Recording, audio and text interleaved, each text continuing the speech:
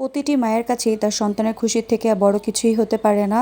এবার নিজের অসুস্থতার কারণে ছেলের জন্মদিনে তেমন কিছুই করতে পারিনি, তবে নানা বাড়িতে তার জন্মদিনটা কিভাবে হাসি খুশিতে কাটলো সেই ব্লগটাই আজকে থাকছে, তাই একটা লাইক দিয়ে সম্পূর্ণ ভিডিওটি দেখতে থাকুন।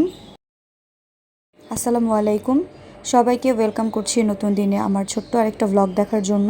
সকালবেলা ঘুম থেকে উঠে দেখলাম মা এখানে বেশ অনেকগুলো রুটি বানিয়ে হালকা ছেঁকে এটা রেখে দিয়েছে ঠান্ডা করার জন্য, এগুলো ফ্রোজেন করা হবে।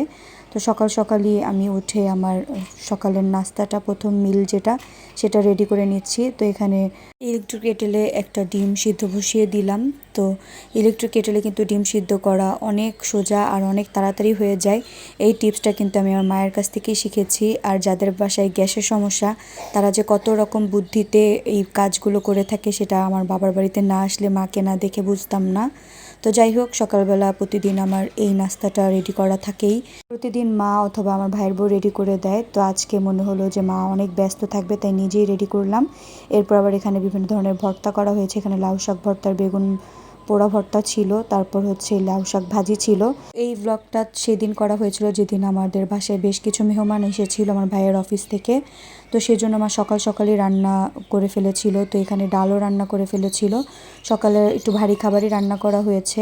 আর গেস্ট আসতে আসতে মোটামুটি দুপুর হয়ে যায়। তো দুপুরে রান্নাবান্না শেষ করে আবার রাতে ওয়ালিদের জন্মদিনের জন্য মা টুকটাক কিছু রান্নাবান্না করবে, তাই বেশ সকাল থেকেই মা রান্নাবান্না শুরু করেছিল। আর বেশ ব্যস্ত একটা দিন কাটবে আজকে আমার মায়ের।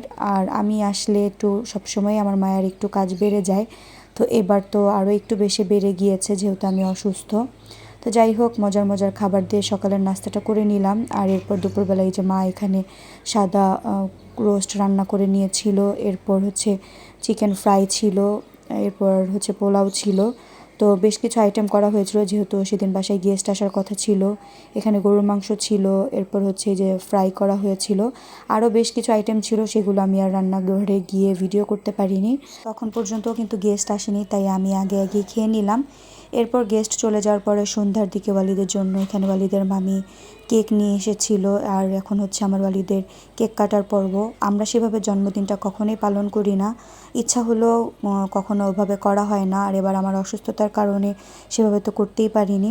তো তারপরও তার মামি তার জন্য এখানে কেক নিয়ে এসেছে, তার মামা খেলনা কিনে দিয়েছে, আর তার নানু তার পছন্দের খাবারও রান্না করেছিল। আর আমার ছোট্ট সোনামণির স্পেশাল ডেটা একটু স্পেশাল করার জন্যই টুকটাক আয়োজন করা হয়েছিল। আর একটা মায়ের কাছে সন্তানের খুশির থেকে কিন্তু আর বড় কিছুই হতে পারে না, যদিও আমি এবার তেমন কিছু করতে পারিনি। তো যাই হোক, এভাবেই ওর দিনটা কাটানো হয়। আর ওর জন্য সবাই দোয়া করবেন। আজ এখানেই বিদায় নিচ্ছি। আল্লাহ হাফিজ।